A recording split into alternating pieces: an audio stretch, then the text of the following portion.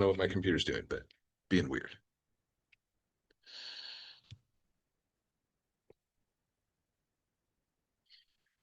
Above my head, on a blossoming lotus and sun and moon disk seed, appears Guru Padmakara, the lotus-born embodiment of all the victorious ones. Dusum Sanjay Guru Hurim Poshe Nadageda Dewa Chimbosha Baje Kusa Dada Jabosa Sawadab So Chinji Labduso Chinan Zawe Bache She Wadang Sabalugi Jomba Chin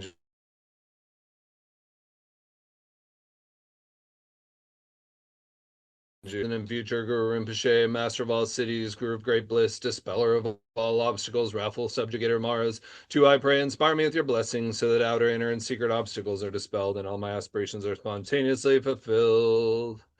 From the four centers on the Guru's body, light radiates out and dissolves into my four centers. Through this, the four obscurations are purified, and I obtain the four empowerments. Visualize this.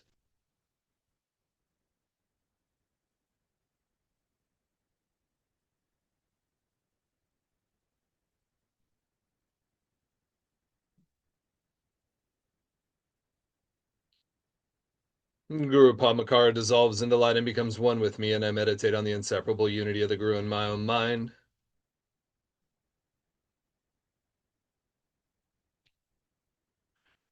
Lotus born, you are inseparable from our original nature. Your realm, the copper colored mountain of glory, is our pure experience in its purity. May we take birth in this primordial pure realm, the uncontrived natural state, appearance and awareness indivisible. And generate bodhicitta. We come together to study and practice, not only for ourselves, but to liberate all sentient beings from the six realms.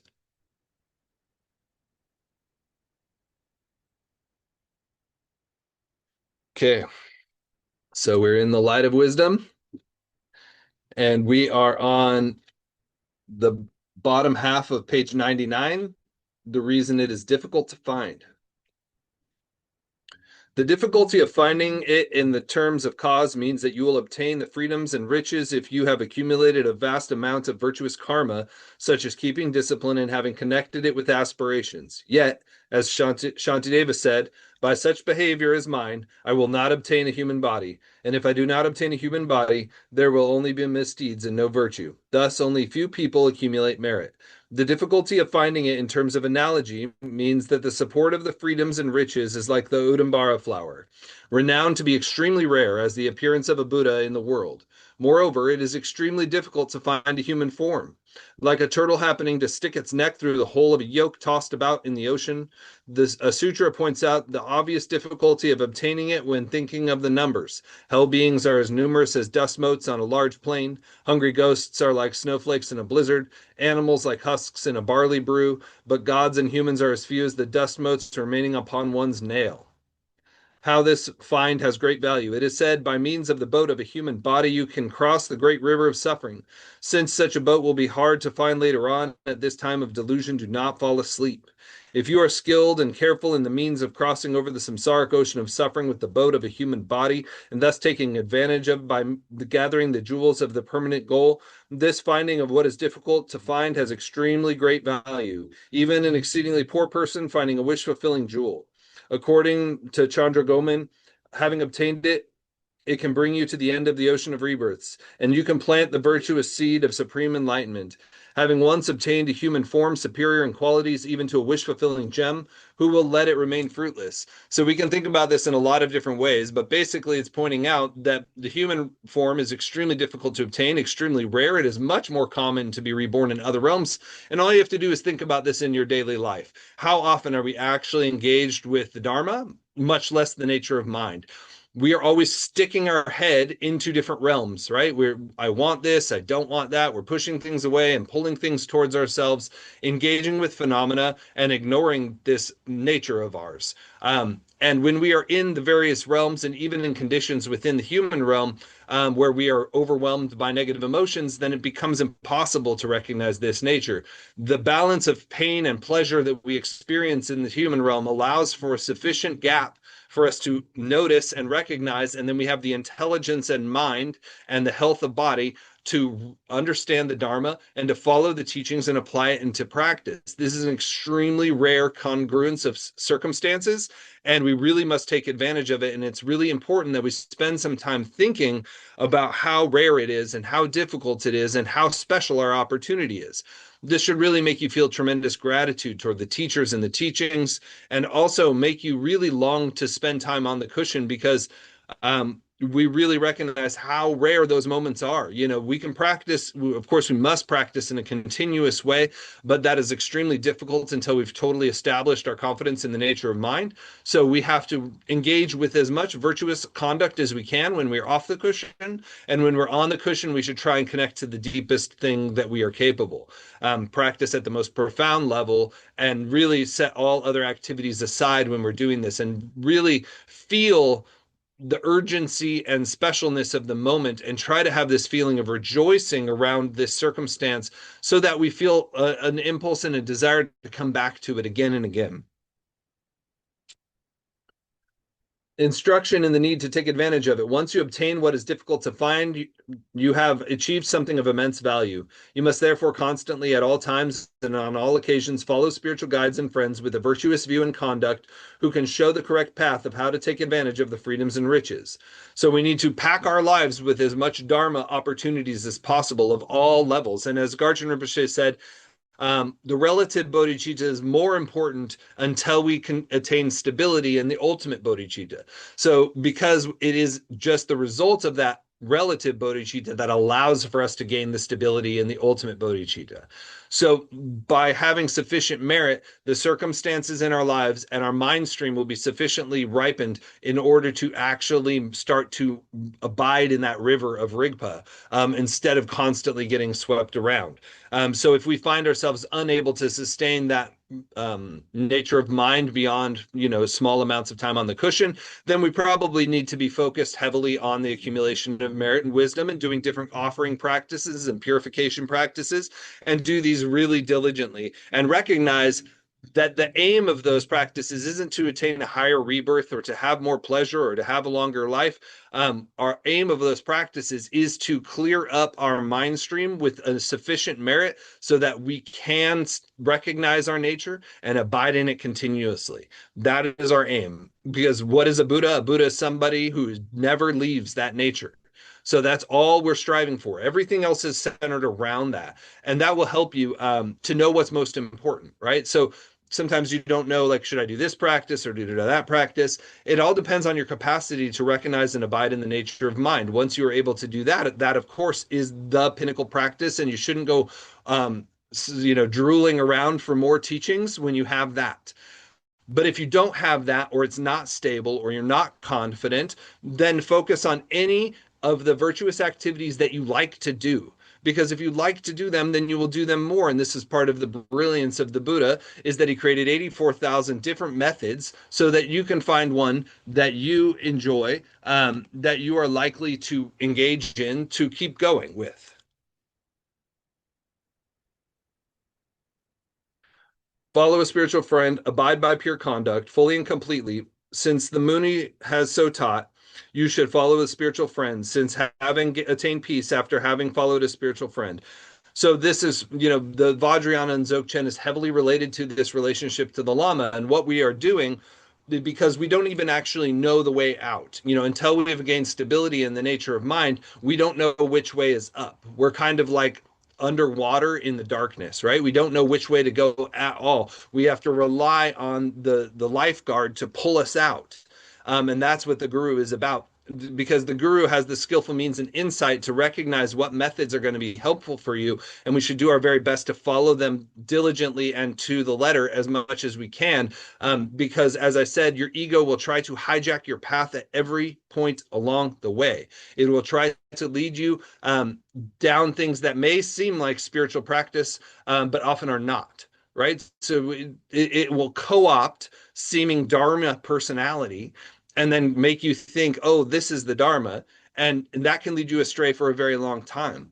So once you have found a qualified lama, then the real thing to do is to get pith instructions from them and ask them directly, if you can, what is the most important thing for me to do?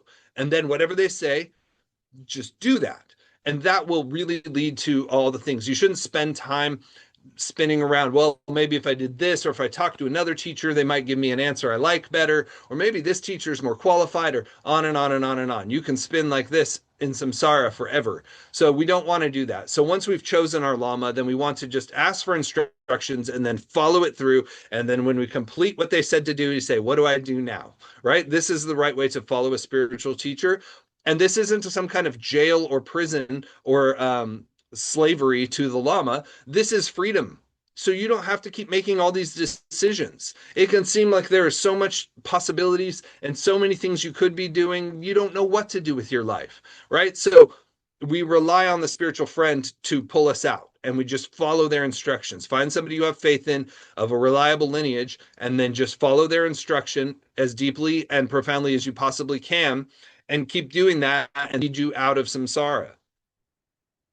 It simplifies things, is what the point is, right? It actually makes it easier. Instead of having to read hundreds of books and thousands of instructions and thousands of teachings and then try and decide on something out of all that, what should I do? You rely on a lama who has the complete, see, a lama has what they call in the tradition omniscience. Omniscience in this context does not mean they have knowledge of every single scientific fact, right? That's not what omniscience means. Omniscience means they understand the complete spiritual path in every sense, and therefore can tell you what will work for you. They can feel where you're at, and they can pull you along through their wisdom mind. That's what omniscience means. Conversely, you must abandon someone who leads your mind towards the path of non-virtue, an immoral teacher or an evil companion who makes you waste the freedoms and riches. We become who we hang out with. We all know birds of a feather flock together, right? So we need to be very careful about the teachers we bind ourselves to. This goes for listening to podcasts or watching YouTube videos or whatever. We can easily become kind of lightly following a lot of different people. And these people probably aren't qualified lamas, right? So we should try to limit our exposure to outside influence until we have stability in the nature of mind. Once you have that, then you have more freedom because you know what the whole thing is about. But before you know that, then you want to really kind of be careful about what you're hitching yourself to, especially if that person is obviously creating non-virtue of any kind. The sutra on the application of mindfulness declares an immoral companion is the cause of all attachment, aggression, and delusion, and is thus like a poisonous tree. The Jewel Mound Sutra agrees. What is a sinful companion? It is someone who decreases virtue and links you to what is unvirtuous. Do not approach, do not follow, and do not look upon such a person. I'm sure you've all known somebody in your life who, when you are around them, you become less of a virtuous person. If you find somebody like that, you need to avoid contact with this person. If you're incapable of avoiding contact with this person, then minimize interaction with this person, and be very mindful and vigilant when around them. And this is also why we visualize the Lama in our heart or above our head at all times, because then you have your continuous companion of your Lama, right? And this helps ward off obstacles, right? All these things that could be drawing us in all these other directions. When we visualize our Lama, who is the Buddha in person for us, then that keeps drawing us towards the path. That keeps us mindful on what we are doing and what the purpose of our life is. Moreover, all this life's experiences are short-lasting and substanceless, just like a good or bad dreams following a single stretch of sleep. You can have what in a dream, mansions, riches, all these things or you can have a complete nightmare. Everyone in your family dies, but at the end of both of them, you wake up and you're left with nothing, right? This lifetime is no different than that. We have all these ups and downs and highs and lows. And yes, to some degree, they're important, but ultimately, they're not. We leave them all behind. They're all impermanent. They all don't come with us. Even every night when we go into a dream, we leave this world behind, right? You'll be having a dream, you'll have some other life and be in some other place, and you won't even remember this place. Well, in a similar way, that's what happens after we die and are reborn. So don't treat substantial appearances as being substantial, right? And recognize the dreamlike quality of all experience. Dreamlike in the sense that they are passing. They are compounded phenomena, which means that they come together based on causes and conditions, which means they come apart based on causes and conditions. And maintaining this kind of light relationship to the world is also what leads to pure vision. Pure vision just means that you experience the world with a very light touch. We see the world as made of light, colors, sounds, instead of solid, concrete entities bumping up against each other, trying to get what they want and get rid of what they don't want. This is what we're trying to do, move towards this spectrum, towards a more light touch.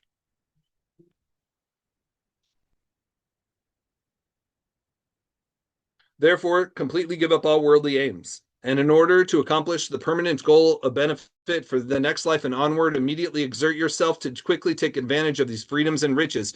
There can be so many aims caught up in this world. We can be a so-called Dharma practitioner, but you're still like, I still want to make a lot of money. I want to do this job. I want to find this boyfriend or girlfriend. I want to paint this painting. We have all these things. Slowly, slowly, we should reduce these, right? Because all of them are insubstantial projects. And of course, we have some things like that. But as Tulku Orjin Rinpoche said, withdraw from samsara slowly. So, put one thing aside and then another thing aside and then another thing aside, recognizing that we don't have time to waste. We can't waste our time. We must treat this. We don't know if we will die today. We don't know if we'll die tonight. And you don't want to spend your last hour, just distracted when you could have spent it in your nature, or at least creating virtue. The last thing you do right before the moment of death is in fact some of the most potent karma you will experience, right? Whatever you do right before you die will have an immediate impact on your process of dying and rebirth. So we want to make sure that as much as possible at all times, we are either engaged in virtue or recognizing the nature of mind, so that if we die suddenly, because, many causes, you can spend some time really considering the number of causes of death. You can get out of bed, trip over your nightstand and hit your head and it's over. Right? You don't even have to make it that far. You can't even get to your phone to turn your alarm off before you're dead. Or you go eat breakfast and your food has some kind of contamination in it and you're poisoned and you're dead. You can get in the car and there's a car. I mean, the number of causes of death are massive. And they always have been, and our continued existence is amazing on so many levels, because life requires a lot of factors to continue, and the causes of death are so many. So it's worthwhile considering how we really don't know, because we all have this assumption that we have more time, but we don't know that.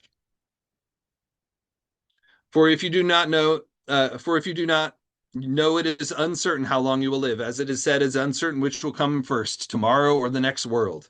It is therefore logical not to endeavor in plans for tomorrow, but to endeavor in what is a benefit for the future. Chacho Rinpoche used to make his students take a vow not to make plans outside of 3 months or something like that. Right? So something like this is a good idea, to not really get hung up in the future.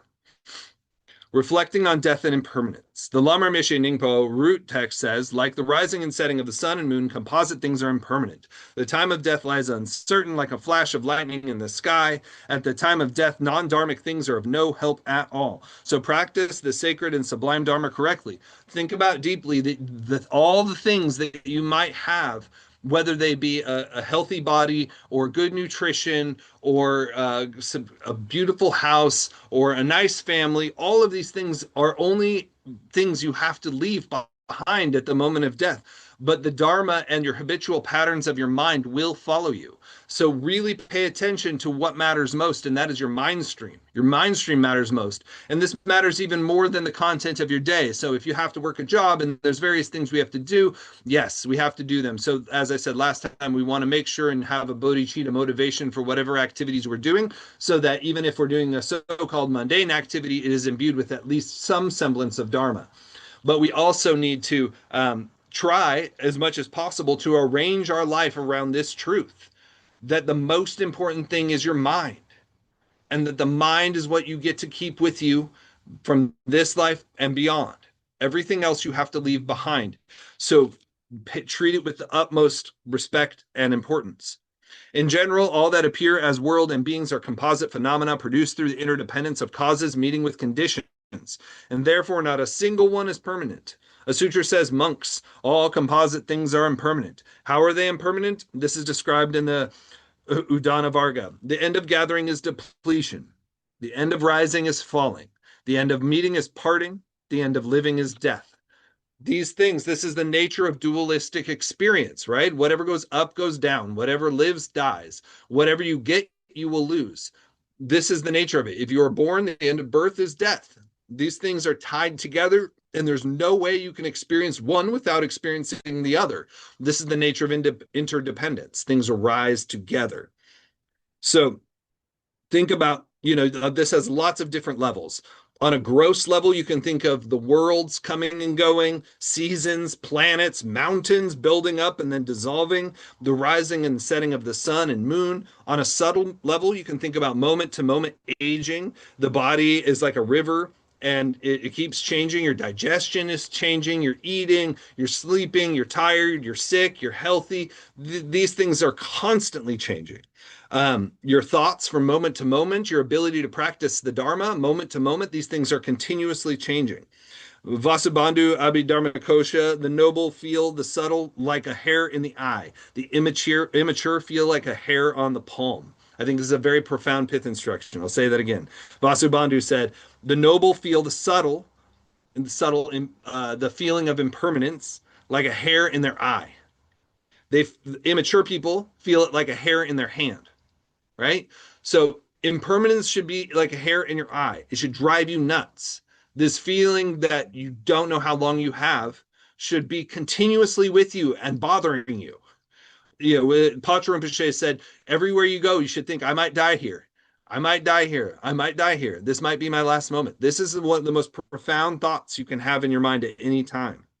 This isn't to produce fear. This is to push you into the Dharma fast, right? This is what it should do. Don't let it like become a train of thoughts of fear. That's not helpful. What you want to do is immediately practice, even if it's just say one Omani Pemeho, right? Or one moment of recognition. We want this feeling of impermanence to drive us into practice immediately.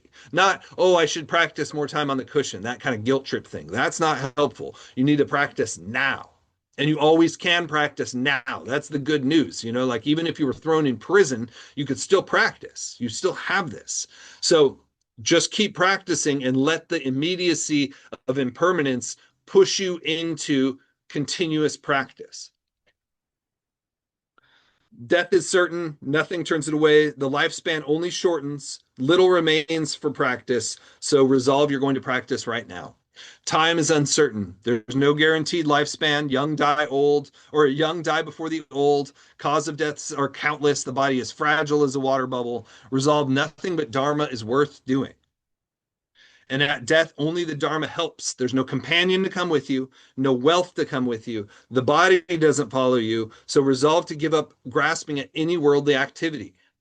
Do what is necessary to preserve the body so that you can practice. But beyond that, it is none of your business. Taranata has what's called the 5 gates, the essence of ambrosia. Nothing stays the same. Many have died, older and younger, in every place.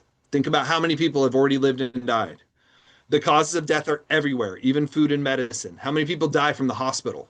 Many people, right? They get the wrong prescription. They take too much. They get treated for the wrong thing. The surgery itself kills them, right? So even then, imagine the dying itself. Go through the process of letting go, especially at night when you go to bed. Practice leaving it behind. let go in your mind and your heart. Say goodbye to your loved ones, say goodbye to your house, say goodbye to your possessions, and try to let go. Practice this moment of dying as much as possible. All it is just letting everything go. Just let it go and don't grasp at it, and train yourself over and over again like this. And last, what follows, the body and mind separate. Karma carries consciousness forward. So most of us, unless you have lucid dreaming every single night, will be compelled by karma in that moment. Whatever you have set up will just carry you, right? Just the same way as when you fall asleep, you don't control your dreams, you won't control the bardo and the death experience. So this is why we want to set ourselves up with Pure Land aspirations and POA. And that's all POA is too, right? Practicing dying. We're practicing dying, and the way that it's taught is that the consciousness can leave the body in multiple different directions through different orifices and places, which lead to different births. Leaving through the crown of the head is auspicious, right? Helps you lead to the Pure Land. And you can experience this in your own body. If your energy is down in your stomach or your genitals or whatever, this is the area of fear and hunger and grasping and aggression. But up here is more like the lightness and your lama. And that's all you're really doing, right? You're visualizing Amitabha above your head, who is none other than your lama, and shooting yourself into his heart. So you're practicing leaving this life like a vulture caught in a net and being released. You just take off and go. And that was the most profound thing I got from practicing POA, is this training of like goodbye, like see ya, and like, oh, I could do that without so much grippy and graspy, right? Like I think of death and like I don't want to. But if you train yourself like I'm gonna go to a Pure Land and it's gonna be excellent, that's a really great thought to have, and is going to help you leave it behind. And most of what causes the negativity we experience in the bardo is our fear and grasping at the time of death. So we want to think about the positive qualities of this Pure Land we're going to go to. And Amitabha promised his hooks will just pull you straight there, and you won't have to experience any of the negativity. You'll immediately be born from a lotus in a place that's perfectly set up, like the perfect retreat center, yoga spa. You're going to go there and everything is teaching you the Dharma, and you don't even feel your body. It's perfectly comfortable all the time. And everyone around you is just doing all kinds of practices, and you get to move around, do whatever practices you like. Amitabha is like the sun in the sky, this giant being radiating love to everybody all the time. And anytime you look at him, you're immediately put into samadhi, and you have this perfect experience continuously, and there's nothing to fear and there's nothing to hold on to, and you can just completely let go of all of your last samsaric traces, and just spend your time worshiping the Buddha and singing sutras, and just everything is perfect. There's no problems at all. Everyone is being benefited and helping each other and is kind to each other, and everything is made of light, and there's no coarseness and there's no pain and there's no sickness and none of these problems. The qualities of the Pure Land are indescribable. We can't even fathom their qualities. But just know that this is what we're going to, and we can help ourselves do this by practicing every day going there. And imagine that when we die, that's what we're going to do. We're just going to shoot our mind stream straight into this place, because the interdependence between Amitabha's vow and our aspiration leads to that birth. That's the promise, right? So we just need to put the two things together and go. And Garchen Rinpoche is a perfect emanation of Amitabha. He even looks like him, right? If you look at him, his body has a perfectly round head. These are some of the marks of a Buddha, right? He actually has the physical marks of a Buddha, you'll notice. And he kind of radiates a redness, like the warmth of his love is continuous. So you can, if you really have a connection to him, then you can just visualize Garchen Rinpoche above your head and just go right into his heart, and you'll just go into his Sangha in this place, this amazing Pure Land, and you'll be just receiving teachings from Garchen Rinpoche continuously and doing practice. As it is said, when you have a thought that you want to take a rest, then immediately a palace with an amazing bed forms underneath you and you can lie down. But when you want to sit up, then everything supports you in a perfect meditation throne on a lotus, and you just sit there in meditation without any strain or distraction, no smartphones. It's going to be excellent. So think about this and remind yourself and read about the Sutra of the Pure Lands are worth reading at least once, so you have some image of what this place will be like. and really just connect your mind stream to it and long to go there. And so we're not trying to go to some heavenly escape that you see in other traditions where it's just like peace out. We're going there because we can establish ourselves in perfect Buddhahood. That's the quality of this place. It's actually, like I said, it's like a retreat center. We're going on our perfect 3 year retreat, but it's like a 3 eon retreat. And there we can just have all the conditions to do all the practices that we weren't able to do because the constraints of our human life. So that's what we're shooting for. And from there, we'll be able to radiate emanations that go and benefit beings continuously. Just by thinking about it, we'll be able to shoot out bodhisattvas into help beings. Every mantra we say will produce another deity to support sentient beings. So it'll be nothing but bliss and generosity continuously. Just a place of pure love that allows you to attain complete perfect Buddhahood and then help sentient beings. So the Dzogchen view is that Rigpa does not arise and cease, right? So this is the other good news. Everything is impermanent, but your nature is not.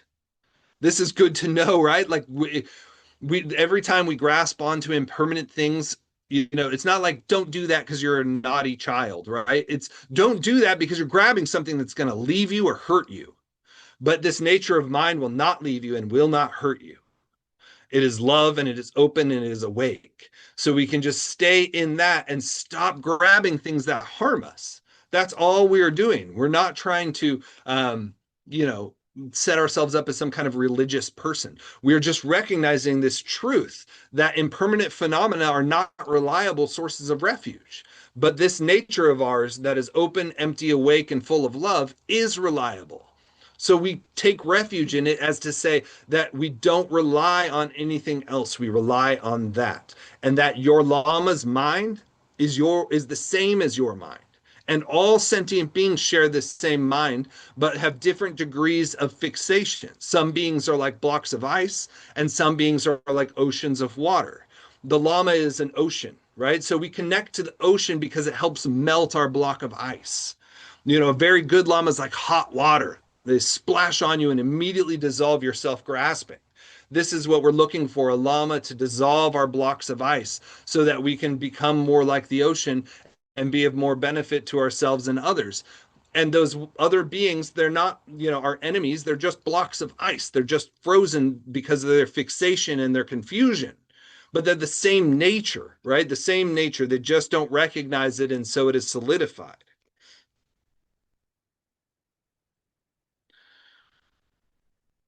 So when the display is taken as the whole of reality, impermanence is terror, right? When we're attached to appearances, then everything is causing us anxiety because everything is changing and everything is unstable. And if we see ourselves as our body and our experience and our thoughts, then everything is anxiety producing continuously. But when it's recognized as just the radiance of the ground, right? This is just an appearance, apparent separateness, but not really, just colors and shapes and sounds that the deity's body, right? That's what this really is. And that is the display of this nature. This nature that you are manifests as anything at all, just like the rainbow light that comes out of the crystal. But when you confuse the rainbow light for the something substantial, then as the spectrum changes, we feel suffering. But when we settle back into our crystal ball that we are, our nature that is clear and open and empty, then we don't feel this suffering when the rainbow changes because we are established in the clarity of the crystal. This contemplation points towards what does not die. So this is what, when we remember death, we need to remember what doesn't die. We don't need to be afraid of death. All that is happening at death is that we're dropping this appearance. But we do that all the time. We've already done it countless times. Where is 10-year-old you? Where is 25-year-old you? Where is 40-year-old you? These are all gone. And where is you from yesterday? Where is you from this morning?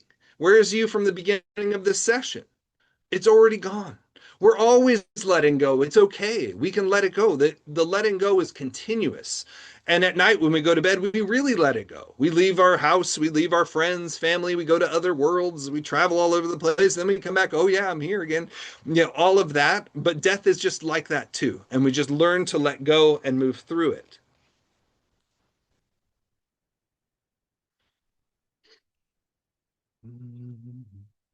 Not beyond these four limits of impermanence. Gross impermanence is the changes of the world and beings, creation and destruction, years and months, and the four seasons. Subtle impermanence is the moment to moment aging and changing, just like the instantaneous movement of a rising and setting of the sun and moon.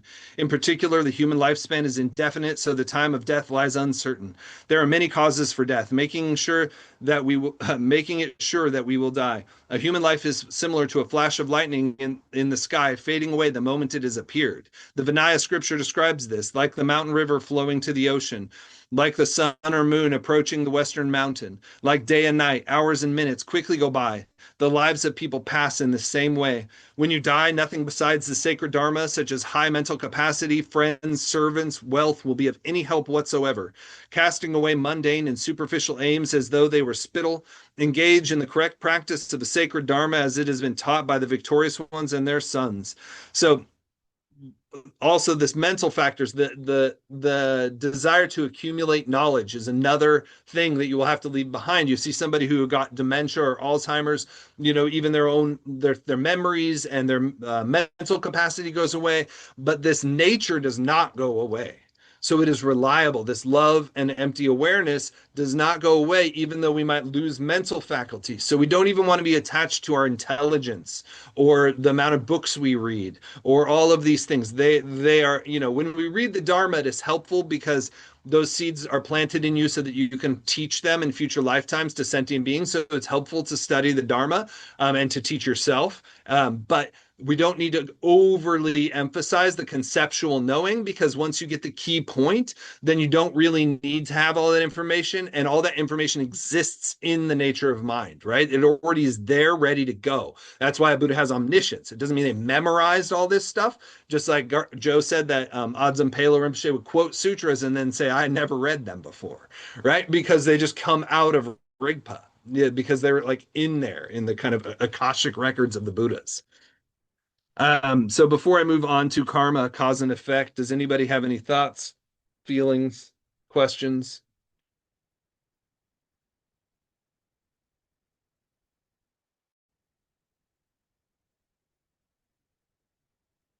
Going once. I just want to say, Damien, that was amazing.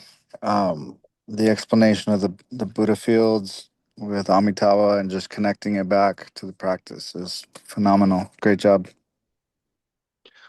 I just love Amitabha. And like I said, if you read the Aspirations to Go to Sukhavati or the Pure Land Sutras, and you read the description of these places, it's really like amazing. And it's real because you can like feel it.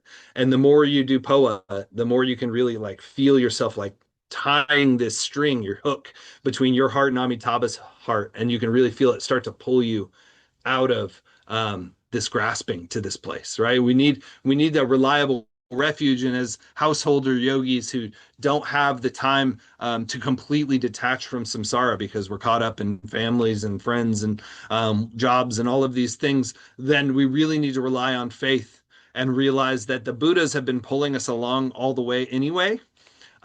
Really, it was the Buddha that helped us wake up, right? The karma was just leading us further and further into samsara, but somehow we connected with the Dharma and it poked through this karmic veil and got a hold of us, and it starts to pull us out, and we can like either help that process or we can kind of like resist that process. But once we're in this, mandala, then there's really no escape. The compassion of the Buddhas is already pulling us out. So that's really good news, and it's something we can really rely on.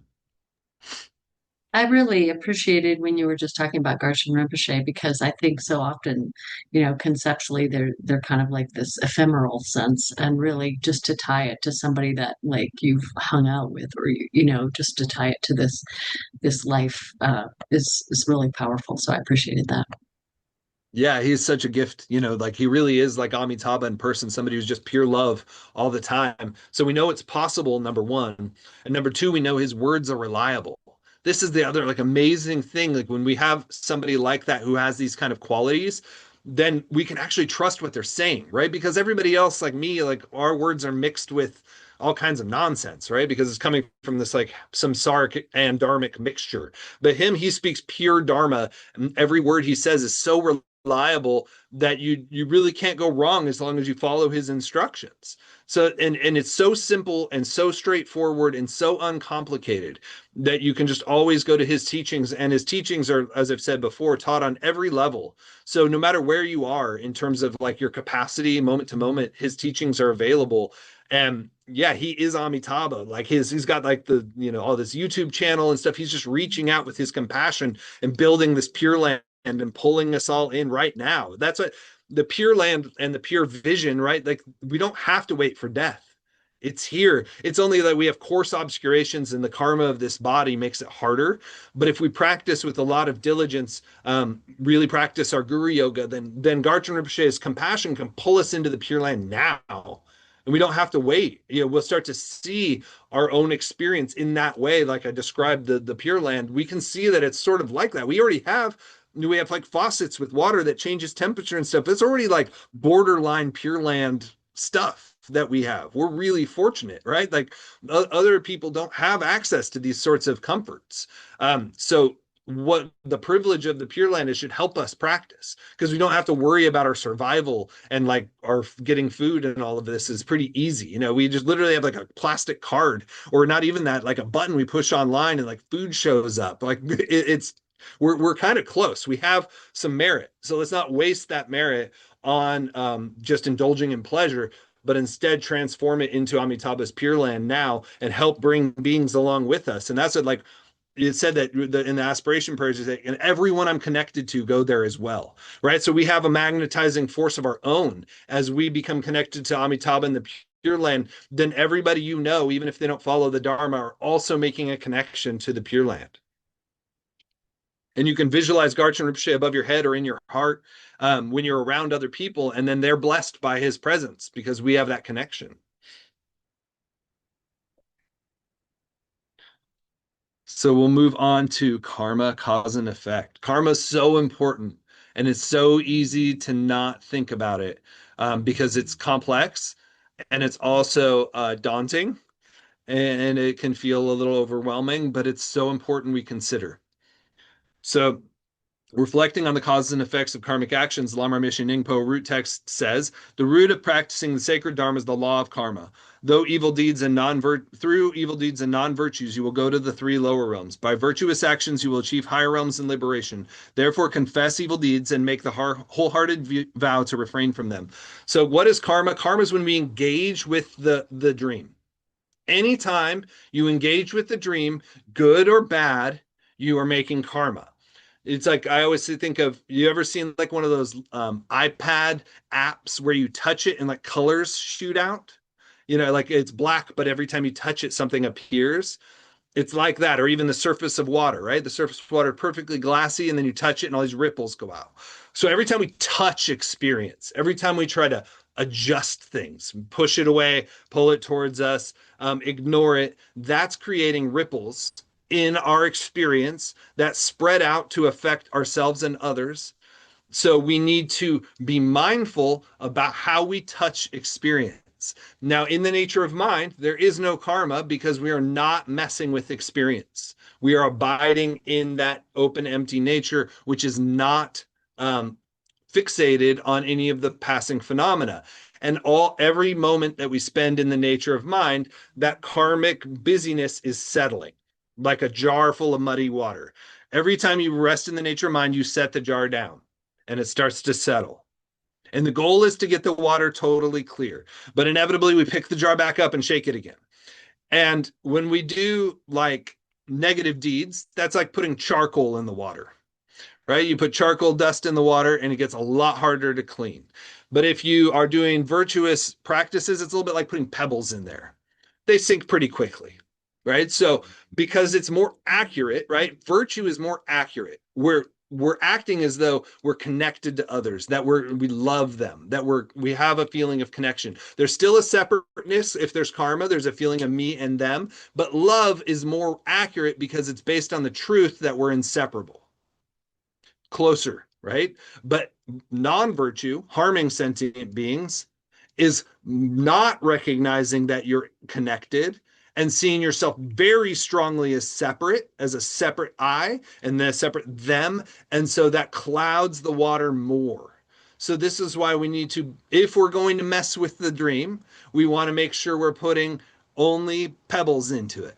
We don't want to throw charcoal dust into it, right? Because that's harder to clean out and it's harder to let it settle. So this is a kind of relationship we need to have with our experience. So everything we do, the highest aim is to be in your nature and not messing with it.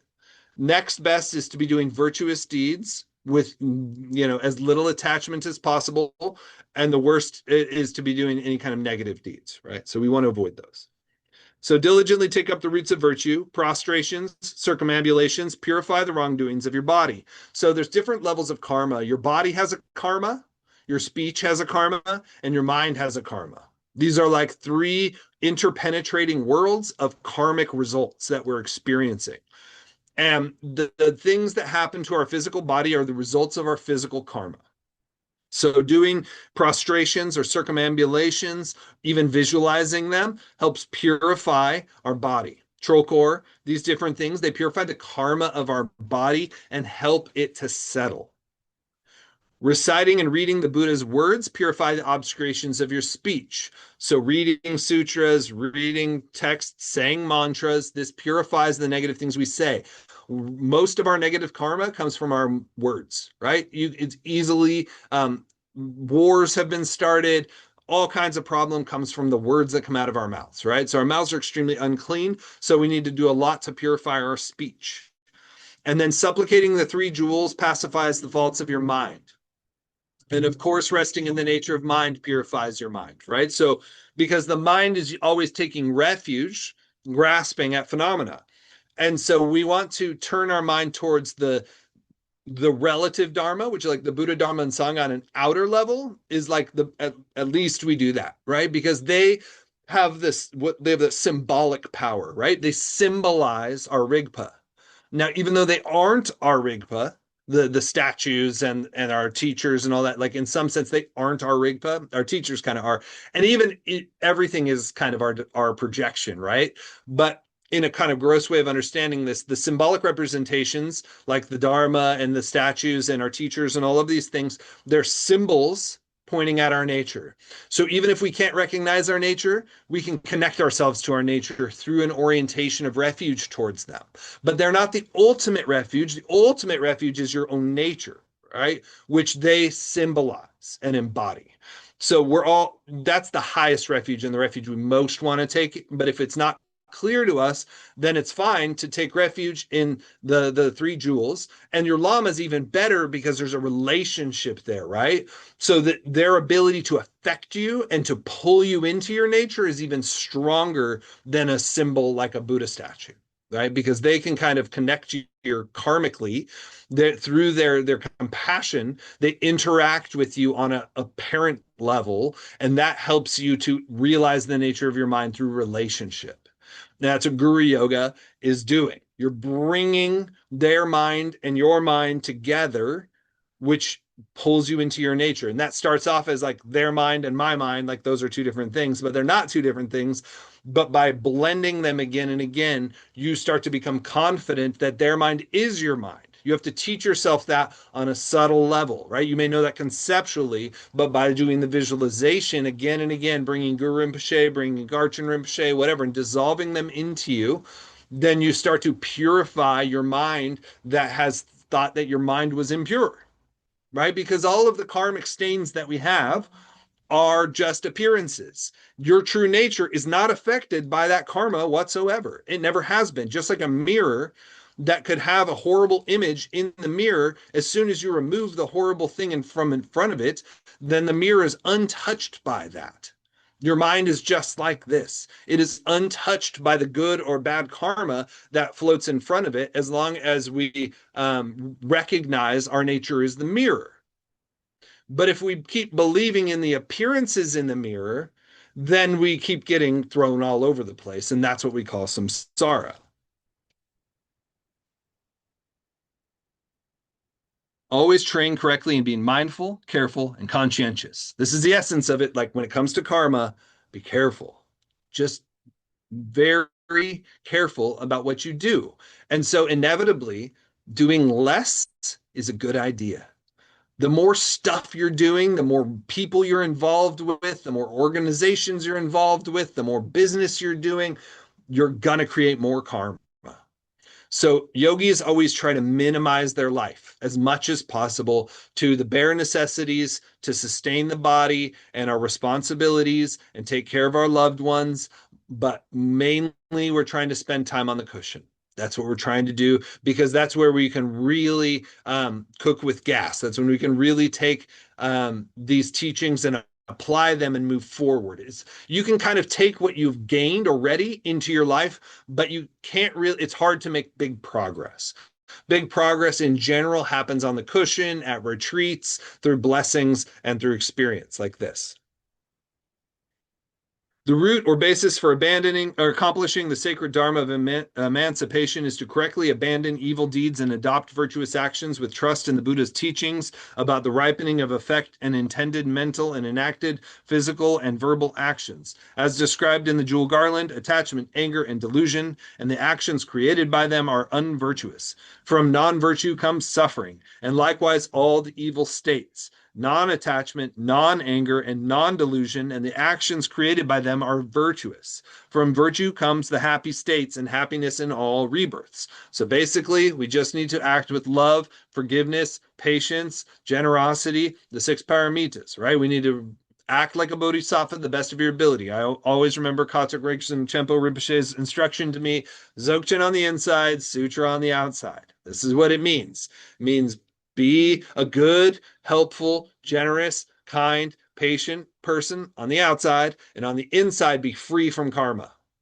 That's the aim completely. Then that way, as we minimize our activities, then the only karma we're throwing are big pebbles, and they sink right to the bottom, right? And they don't disturb our rigpa.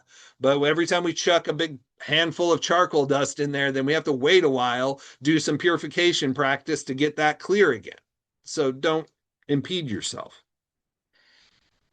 The 10 evil and unvirtuous actions of the three doors, as well as their sub-aspects motivated by the disturbing emotions in great amount, will result in the hells. In middling amount, result in the world of hungry ghosts. In a small amount, result in the animal realms. And they will make you go to the three lower realms and be tormented by intense miseries. By committing the 10 virtuous actions that are in accord with merit, as well as by performing their sub-aspects, you will be reborn in the higher realms and experience pleasant results. By performing the virtuous actions embraced by renunciation or bodhicitta that are in harmony with emancipation, you will attain one of the three types of emancipation. So regular virtuous deeds, just being nice or kind or helpful or whatever, those result in higher rebirths. That's not really what we want, right? Like getting a birth in a God realm is actually bad news. We don't want that because we'll be just stuck in some kind of state of pleasure that will fall out of at the end of our karma. Right? That's not what we want. We want to make sure we have bodhicitta motivation behind our virtuous actions. So this is why we need the three excellencies. Before we do any virtuous act, we want to dedicate the action to benefiting all sentient beings in the attainment of perfect Buddhahood. And at the end, we dedicate the merit to liberate all sentient beings. This transforms ordinary virtue into virtue on the path. So committed actions never disappear, right? So actions that are put towards great awakening, towards Buddhahood, you don't lose the benefits from that. But if you just do something positive and don't do it with the bodhicitta motivation, then as soon as you experience the ripened result of that virtue, the pleasure, then it's gone. It's the difference between putting a few drops of water into a horseshoe hole in the desert earth that evaporates almost immediately versus taking those drops and throwing them in the ocean.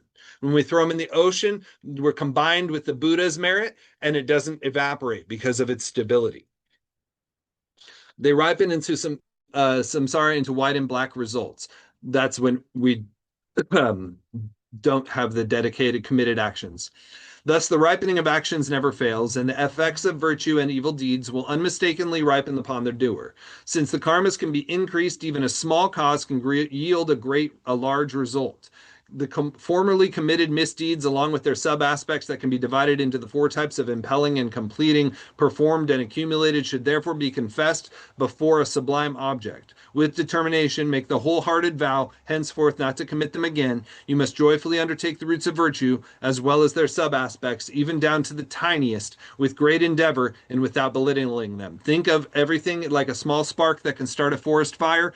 Even the smallest misdeeds or smallest virtues can have great effects. So we want to take them very seriously. And when we do something negative, we want to use the four powers of confessing and acknowledging our misdeed, confessing it, doing some kind of remedial action, usually Vajrasattva mantra, and then the vowing to not do it again. This causes the karma to be purified. And the karma, in order to be fully fruitional, means you have to intend to do it, and then rejoice in it. So anytime you can break that with a negative deed, so if you do something really like impulsively, but immediately go, man, never do that again, that has way less karma than I'm going to do this, doing it, and then going, man, I'm glad I did that. That's the full ripening of karma. So that kind of karma produces a much stronger result than kind of impulsive karma that we do without thinking. So we have these different varying degrees of karmic weight that our activities have throughout the day. But anytime you notice something negative, take a moment and try and purify it. This will cause it to not have results, and make sure that you don't rejoice in it if it was negative. And so the same applies for positive. We want to intend to do something positive, like take a vow, do the thing that's positive, and then rejoice in doing it. And now you made that karma much, much stronger with the bodhicitta motivation. That's how we create fully powerful positive karma. So that's why the lamas are always harping on doing refuge and bodhicitta and dedication when we're doing a practice session, you know. So we're not just reciting these words just to recite them. We're trying to create a fully ripened karmic effect that is worth having. So I'm going to stop there. I want to leave a couple minutes at the end for anybody who has any questions or thoughts.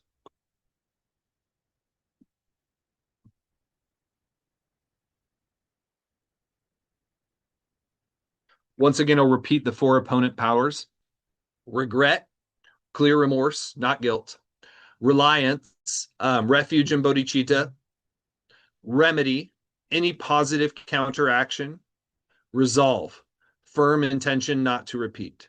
And of course, I'll send this in the notes. Damien, I do have a question about karma. For example, it is said not to, dig in the earth or dig up rocks or anything like that, because it's harmful to other beings. And so, if you're going to do that anyways, because you're doing let's say, a landscaping job, I mean, what I do is I just, while I'm doing it, I continually try to say, Vajrasattva mantras. But is that, when you're intentionally committing a harmful act, is there really a way that you can, mitigate the karma from that, using my example there?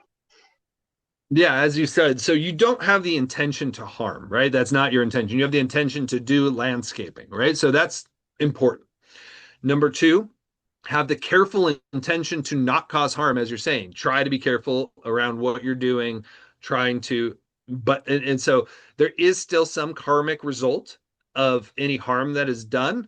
But if we pure make, purification, yeah, and we can make offerings to the beings of the land, song offering. This could help remediate that experience. We're not going to escape all of it, but through all of doing the four powers, we can mitigate most of it, right? Like when we eat our food comes from harvesters and all kinds of things that do similar stuff, right? So we are always accruing karma as long as we're eating and in participating in life at all, right? That this is why, going with um like down to fasting on Chu Len or whatever is one of the things, is you're reducing your karmic load.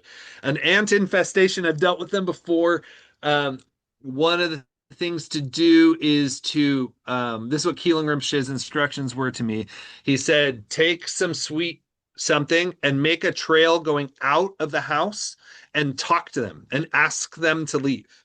And he said that if you lead them out with a trail of small crumbs of things you want to a place that's safe, and you talk to them with your energy, that you can actually help them move along. um like I've had to kill like wasps and yellow jackets too because they were dangerous to my kids. And even Kunzan Dechen Linkpa Rinpoche said some beings are too dangerous to be left alive. Right. So it's, as I said, if we're interacting with the world, there's karmic consequence, and we have to be creative, and do our very best. And yeah, so if you did like a smoke offering and try and lead them out, and try and ask them to go out, he said that they will understand the energy of that, and you can kind of compel, if you are good at it, compel them to go somewhere else. If that doesn't work, then yeah, consult your lama. Um, Try and sweep them up and take them out, let them coexist, like especially the little tiny ants. I've had to just live with them before, because I didn't want to kill them. But I also have gone through periods where I had to get rid of them because of my family and this sort of thing. So yeah, samsara sucks, right? Like we can't escape some of the negative deeds. So just try and break the karmic chain as much as possible. Yeah, yeah, just to not intend to do harm. So even if you have to kill something, you can say like, may they immediately be reborn in a pure land. I don't want to harm you. I'm sorry. And really try to not have that karmic intention of harming. That's really the main thing, right? That we're trying not to create the mental habit of I want to harm. That's the most important thing. And you can even promise that you can all be my students. When I attain Buddhahood in the Pure Land of Amitabha, then you can be my first students, and I'll make sure you attain liberation. You can make these sorts of vows. Um, yeah, it's hard. It's Thank part of you. the nature of living in this world. Thank you, Damien. Yeah, yeah. Yeah, I that's just, great. Anybody else? I'm sorry. I wonder just a tiny bit about the sense of like carrying others to liberation through Mhm. um, those processes of harm that could seemingly, from a sense or perspective, look like harm. You Yeah. know, I don't really have much more to say about that, but I just think of, different teachers that have really just kind of talked about um, kind of it as almost a service to others, if you're doing the practices while you're going through that. Yeah, if you're able to be in the nature of mind, especially, there's even like Vajrakalaya lower activity rituals where, they're used to stop harming human beings, to make them die, basically, to liberate them. But you have to be able to be completely free from any negative emotions. It has to be done out of compassion for the being you're even trying to stop, right? So you have to like actually see that they are creating negative circumstances for their own future rebirth, um, in addition to the harm they're doing. And so there's that story of the captain that one of the Buddha's previous lives, he killed a murderer on the ship who was about to kill the other 500 people on the ship. Um, so this is to show a bodhisattva can even be a little bit more flexible with cause and effect because they have more sensitivity to it, and because motivation is primary, right? More than the act itself, the motivation matters. But to be totally free from karma, you'd have to act from pure nature of mind. Yeah, it's very has to do with your level of accomplishment to some degree, your ability to do these sorts of things. Anything else?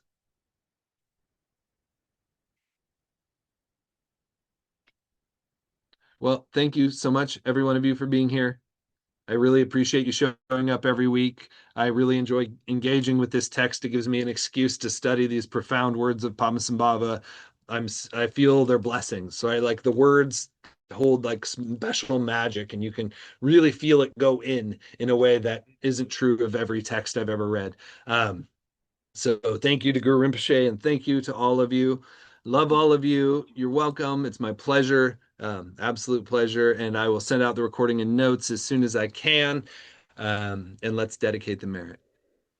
By this merit may all attain omniscience, having defeated the enemy wrongdoing. From the stormy waves of birth, old age, sickness, and death, from the ocean of samsara, may I free all beings.